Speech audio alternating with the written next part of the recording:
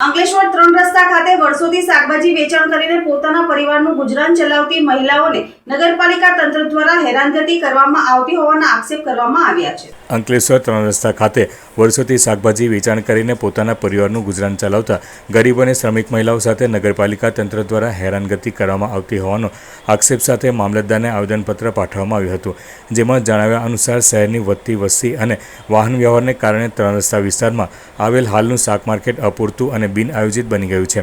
મુખ્ય માર્ગને અડીને આવેલ માર્કેટના કારણે ટ્રાફિકની સમસ્યાઓ સર્જાય છે, પરંતુ તેનો ભોગ વર્ષોથી મહેનત કરીને રોજીરોટી કમાતી મહિલાઓને બનવું પડી રહ્યું છે।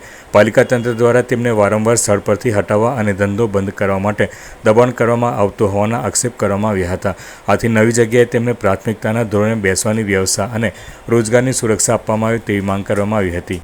બેનો અમારા 3 દારાથી અમે બેસેલા પણ છે, પણ હવે એને કરીએ શું એ કોઈ અમને કહેતો નથી। એ લોકો કહે કે અહીંયા ઉઠી જાઓ ને, એ લોકો નગરપાલિકાના માણસો આવીને છત્રી એવું બધું અમારું નાખી દે છે, બેસવા દેતા નથી અમને। 3 દિવસ થઈ ગયેલા છે, એટલે અમે આ એપ્લિકેશન રજૂઆત કરવા આવેલા છે।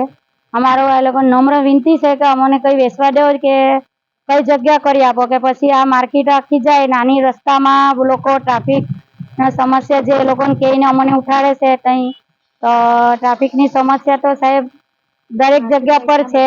માર્કેટના લીધે છે, લોકો બહારથી પાર્કિંગ કરવા આવે છે તેના માટે પણ ટ્રાફિક થઈ જાય છે। અમુકને અમે કહીએ છીએ કે અહીંયા તમે પાર્કિંગ ન કરો, પણ કોઈ અમારી વાત સાંભળવા રાજી નથી। હવે અમે દુકાન જોઈએ કે પછી કોઈને પાર્કિંગ કરવા એવું જોઈએ, તો અમારે એવું વિનંતી છે કે અમને કઈ જગ્યા કરો કે પછી આખી માર્કેટ ઉઠાડો કે અમને બધાને સહકાર મળે। અમે 99% આમાં લેડીઝ લોકો જે છે તે એ લોકોને મતલબ હસબન્ડ નથી, એ બધા જ એમના હસબન્ડ એવા નથી, તો અમારું પણ એ જ તકલીફ છે ને હું આ કહેવું છું એટલું વિનંતી છે મારે। તંત્રનું કહેવું એવું છે કે ભાઈ ત્યાં ટ્રાફિકની સમસ્યા થાય છે। ખરેખર માર્કેટ જ એવી જગ્યા પર છે જે મેઇન સિટીની વચ્ચે છે, અંકલેશ્વર જીઆઈડીસીને જોડતા માર્ગ પર છે। માર્કેટની જગ્યા એટલી નાની છે કે જેના કારણે ટ્રાફિકની સમસ્યા થાય એ સ્વાભાવિક છે, પણ આ બહેનો એ ટ્રાફિકની સમસ્યાનું યોગ્ય નિરાકરણ તંત્રએ કરવું જોઈએ, ન કે આ બહેનોની રોજીરોટી છીનવી જોઈએ। આ એવી નિરાધાર બહેનો છે, એવી શ્રમજીવી બહેનો છે જેના ચૂલા રાત્રે તેઓની રોજની રોજગારીના આધારે ચાલતા હોય છે।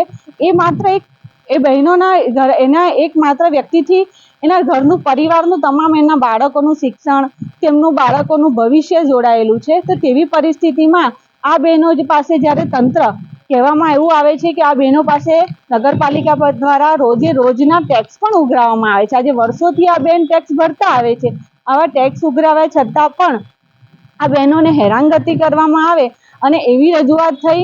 બહેનોની ગઈકાલના વિડીયોથી એવું બતાવ્યું કે તંત્ર નગરપાલિકાના કેટલાક કર્મચારીઓ દ્વારા બહેનોની શાકભાજીના ટોપલા ઉઠાવીને ફેંકી દેવામાં આવ્યા। બહેનોની ઘણી બધી બહેનોને ગમે તેવા વિભત્સ શબ્દોથી બોલવામાં આવ્યું। તો આ કઈ રીતનું તંત્ર છે કે ખરેખર જ્યારે આપણી સરકાર મહિલા સશક્તિકરણની વાત કરે છે, ગરીબ કલ્યાણની વાત કરે છે, જનહિતની વાત કરે છે, રોજગારની વાત કરે છે, ત્યારે ખરેખર સ્વરોજગાર કરીને પોતાનું જીવન ગુજરાન કરતી આ બહેનોને જ્યારે આ સ્થાનિક કક્ષાએ જે હેરાનગતિ થાય છે તે બાબતની યોગ્ય વહીવટી તંત્રએ ધ્યાન દોરવું જોઈએ અને તે બાબતે યોગ્ય પગલાં લેવા જોઈએ।